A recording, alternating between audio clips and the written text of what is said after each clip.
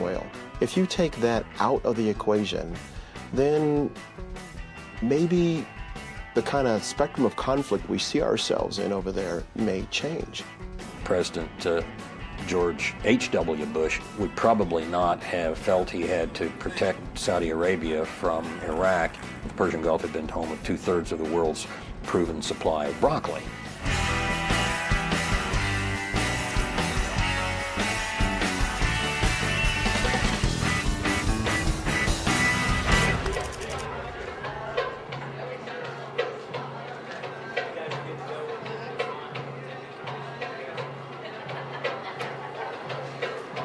I was not a big believer in global warming, but you can only read so many reports, so much science. You know, I live in Florida, and I was going to say drill, drill, drill. But now, as I know more about this, I think that if oil is the problem, maybe more oil is not the answer. At 300,000 barrels a day, the Department of Defense is one of the world's biggest users of oil. Getting that fuel to the front lines is incredibly expensive. In dollars, but more importantly, in blood. When you're moving large convoys of thin-skinned vehicles transporting fuel, our enemies clearly understand how critical that is to us, and that is what they will attack. We have to find ways to, as one Marine general likes to say, unleash ourselves from the tether of fuel. Then the military won't need to fight over oil, and the warfighters, as you can imagine, really like that idea.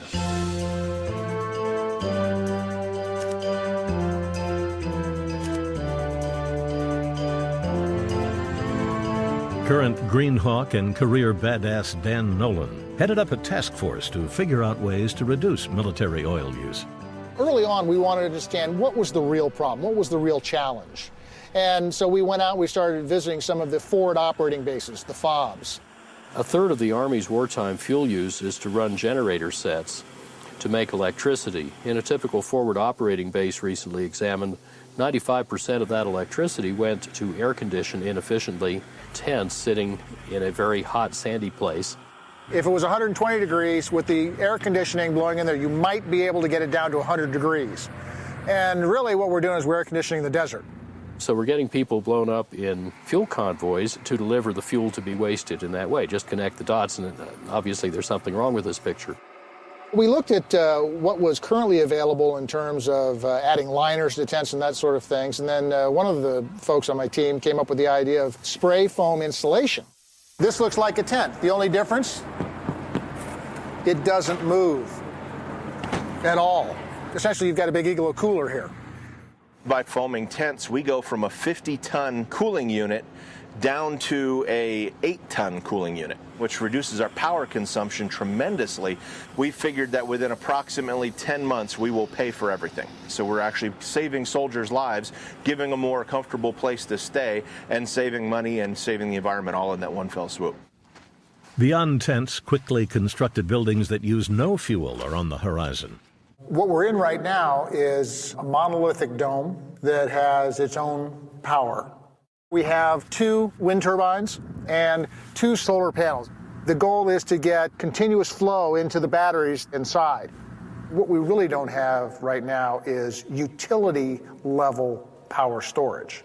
That, for me, is the holy grail. If the Green Hawks get the DoD to invest in large-scale battery technology, they could help jumpstart an industry. When the first microchip came out, it was very, very expensive until Uncle Sam started investing in them, and those prices went down and it became commercially viable. We could use the government's buying power to make these systems more accessible on the commercial market.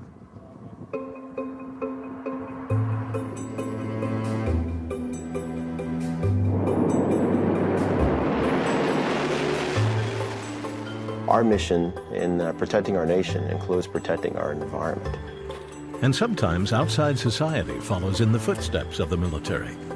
Harry S. Truman ordering the integration of the armed forces helped kickstart civil rights in the 60s. Because all those soldiers who lived with people of different color and race, you know, in the military, went home and it changed their communities. When the military goes green, the country's going to go green. But right now, even as the Green Hawks ranks are growing, the entrenched bureaucracy of the DoD is pushing back hard against innovation. It's going to take many more bold military leaders and brave lawmakers to give this lasting traction. For years now, we've been hearing about climate change as some far-off event. Finding solutions was smart, but we thought we had time to figure things out. Trouble is, there's no more time. The evidence is piling high that climate change is happening right now.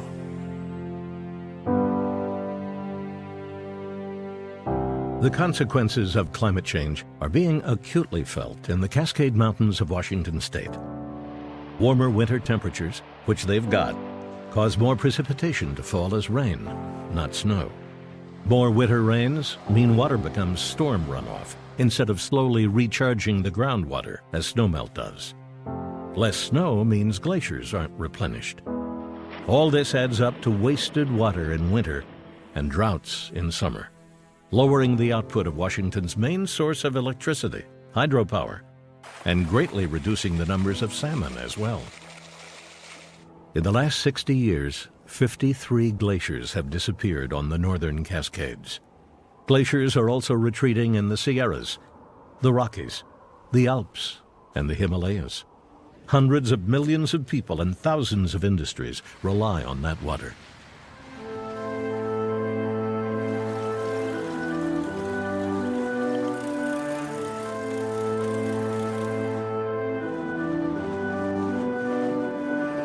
As the country gears up for a green tomorrow, a major place of change is on the road.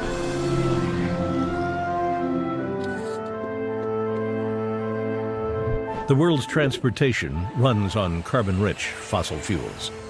Lessening the thirst for fuel comes in many shapes and sizes. Lining cities so people can walk, ride their bikes, and take mass transit is a great start. Loading trucks more efficiently, using only one engine when taxiing planes. Even tacking a sail on cargo ships all reduce carbon dioxide, which from cars, trucks, trains, planes, and ships adds up to about 14% of all the world's CO2. And as more and more fuel is needed across the globe, using fuel more efficiently is key. I'm a truck driver. I'm out on the road 10, 11 hours a day, 7 days a week. I try to take at least a day off here and there, see the family, stop by the house, see the bills that they're piling up. I run from California all the way to Texas. You're running temperatures between 95 to 110 degrees. And the coldest, 4 days ago, the temperature was 24 degrees. To run their air conditioners or heaters while they sleep, the truckers have to keep their engines running. We're burning about 1 gallon per hour, even if it's during the winter or during the summer. So we idle, sometimes up to 7 to 9 to 10 hours. So you basically are losing dollars. You're losing dollars every time that truck is running and not moving. A solution to this is the external power unit, which cools the truck with a tiny bit of battery power and heats the truck with 1/10 the fuel. You can sit there and get frosty. You can lay down and get frosty. My heater's over here that works together with this unit. Hot air will start popping up from the bottom of that vent, and you'll start getting everything nice and warm. I'm able to conserve my fuel, then I can travel longer distances without sitting there idling 9 to 10 hours. Burning 9, 10 gallons. This 9, 10 gallons is going to give me X amount of mileage. It adds up. So yeah, that's somebody's vacation right there. We don't know about the world, but if all long-haul truckers in America shut their engines off while they slept, they would reduce CO2 emissions by 11 million tons and save more than 1 billion gallons of fuel a year, which is over 1/5 the Department of Defense's fuel usage. Fuel efficiency is critical, but we also need options other than fossil fuels. Automobile companies are starting to say, look, we want to sell you the cars you want. Sometimes they'll be big, sometimes they'll be fast, but we're going to power them on something other than petroleum products. One replacement for petroleum products is biofuels. Now, I'm somebody that owns ethanol plants in America, corn-based ethanol plants. Corn-based ethanol plants are nowhere near as efficient as sugar-based ethanol plants. For every acre of sugar, you can produce 7 times more fuel than 1 acre of corn. A big drawback to ethanol is that it can't be refined into diesel, the world's principal transportation fuel. Nor can it make airplane fuel. Ethanol freezes at 15,000 feet, and therefore it's not a good idea for planes to have ethanol. We are still in a world that runs on combustion engines. There's over 1 million man-hours of just engineering work in a modern jet engine. That's not going to disappear tomorrow. So something's got to feed those jet engines if we want to continue to move around the world. We're looking for renewable, sustainable methods for doing that. There's a promising biofuel that uses no food sources, is homegrown, and makes both diesel and airplane fuel.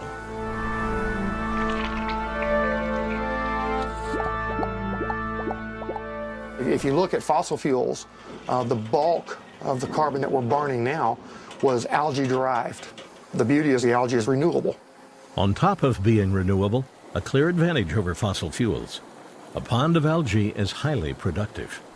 If I grow an acre of corn over the course of a year, and I take that piece of land and I plant as many crops as I can in 12 months, the maximum yield that I'll get out of corn from an oil standpoint is about 28 gallons. If I do the same thing with an acre of palm trees for producing palm oil, I'll get somewhere between 600 and 800 gallons. If I scrape that acre of land off, put a shallow pond in it, without any technology, just an open pond, I can get as high as 5,000 gallons of oil. The promise of algae is tantalizing. Like many new green technologies, it's expensive now, but could become cheaper once pilot projects grow to big-time operations.